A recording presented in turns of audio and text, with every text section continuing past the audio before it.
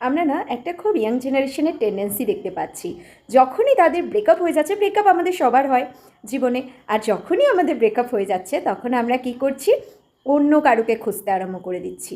অন্য কারুকে খুঁজে আমি ভাবছি যে তাকে হয়তো আমি ভুলে যেতে পারবো, বা এই মানুষটা আমাকে তার থেকে অনেকটা বেশি ভালোবাসা দেবে, আমি সবটা ভুলে যাব।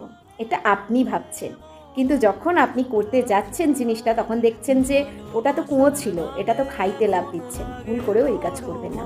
এখান থেকে রিকভারি করার অনেক রকম সলিউশন আছে, যে সলিউশনই আমি দেবো আপনাদের। কিন্তু কখনো এই ভুল কাজটা কোনো দিন করবেন না যেখানে আপনারা দেখতে পাচ্ছেন যে ব্রেকআপ হয়ে গেছে আর অন্য রিলেশনশিপে আপনার যাওয়ার টেন্ডেন্সি আসছে। কিসের জন্য? যে আমি পাস্টটাকে ভুলতে পারবো।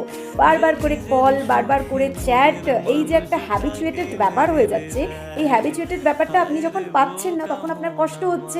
এখানে আপনার মনে হবে না,